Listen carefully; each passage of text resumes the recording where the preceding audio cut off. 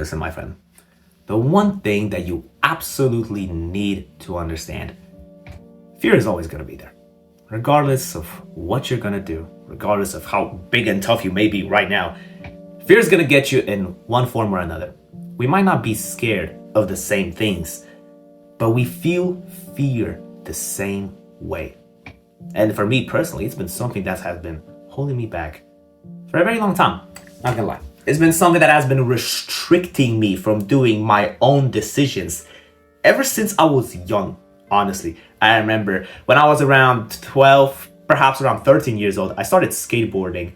And besides just the fear of judgment, which is what most people struggle with, I used to be terrified of just doing the tricks themselves. I used to be always scared that, oh, perhaps I might get an injury. That's why even when I would try to attempt a trick, I would be very hesitant. And this uncertainty, this hesitance, like if that's even a word, often would lead to even more injuries. That would often lead to me falling, right? This uncertainty. That's probably the best word to call it. But one thing that I often noticed is regardless how many tries it took, I would try and try. It would take me days, months, weeks, maybe not years, because I only skated for around a year, but regardless of how long it took me, once I actually got the trick, it was easy. Then I would just do it again, and again, and I knew how to do it. Social skills are a very, very similar thing. This is one of the many lessons that skateboarding actually taught me back when I was a kid. Repetition is the mother of any skill, even social skills. If you want to get better at something, do it 10,000 times. Simple as that. And similar thing was with my social skills. It was a very similar case because I remember I was more of a extroverted kid. I struggled to express this sort of extroversion, right? You can tell by the way I speak that I have a lot of energy in my body that sometimes I don't know how to manage, but I used to struggle with just being restrictionless. It's like when I was around my friends, right? People who I trusted, I was as loud as you can humanly be. But when I was around people that I didn't know, let's say strangers, let's say people that I didn't know, I kind of felt restricted in a way. I know I'm kind of repeating the same words over and over, but yeah, I felt very uncertain whether people are going to accept me for the way I am. Therefore, whenever I would try to speak to a new person, it was just like, if I wasn't in the flow state, right, which is that state of mind in which you don't think about anything and you're just focused on what's in front of you, I was often overthinking.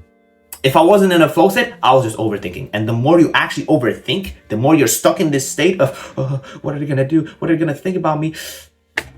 The longer you will suffer. Simple as that. The longer you stand there and just wait for nothing, waiting for the rock bottom moment to finally push you to doing the right thing, you're not going to succeed. You're genuinely not, my friend. Keep in mind the skateboarding story. Repetition is the mother of all success there is. All of it. All of the skills that you want to learn. Do them a few times. If I failed on the 8th attempt, try again. Give it a 9th, 10th, 11th attempt. What else is there to it? If you're afraid of walking up to people, exposure, just destimulation, just doing more often. When you do something that you hate more and more and more and more, you start to get more familiar with it. And when you're more familiar with it, suddenly it's not that scary. So what is it though? So what is the deal? What really is stopping you from being confident? Do you still hold on to the opinion of others? The best part about the opinion of others is that all it takes for them is sometimes even a few minutes to completely forget about what's going on and just go back to their neutral state. They're gonna make fun of you for a few minutes, but they have their own life to live. By the time you're done embarrassing yourself or whatever, and they're gonna move on with their lives, the last thing that they're gonna think about is you. So why bother?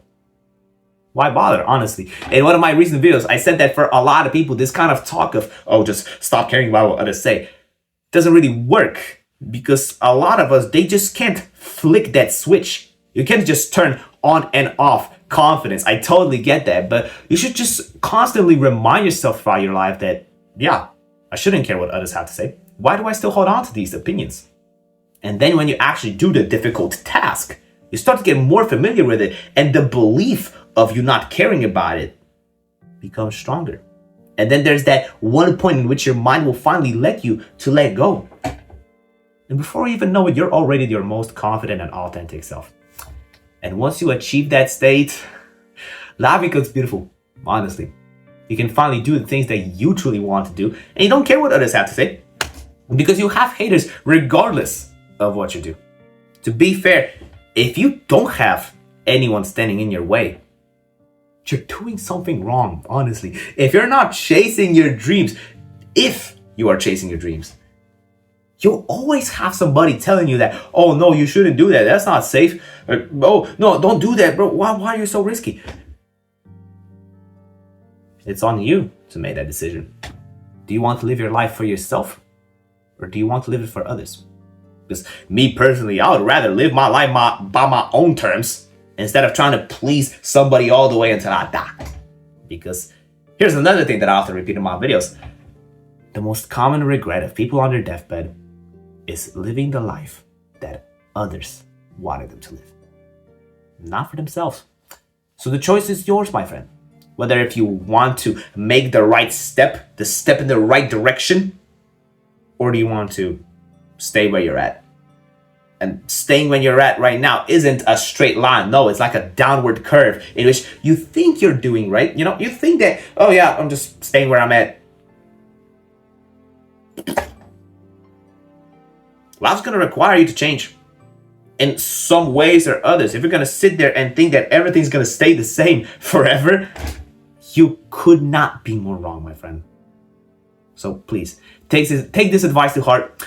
I don't know why I've been stuttering so much this video. Perhaps I'm just a little bit too hungry, but yeah, if you want to talk to me directly whilst hanging around a community that actually understands you, please join the Discord server. You're gonna have a great time here. Trust me on that. And yeah, not gonna waste your time. You can click all the videos if you want to. You can subscribe as well. Comment the word shit. Basketball. I got this silent ball recently. It's actually sick. You can dribble it in your house without it making too much noise. So it's pretty cool. Yeah, I'll see you in the next upload. Take care.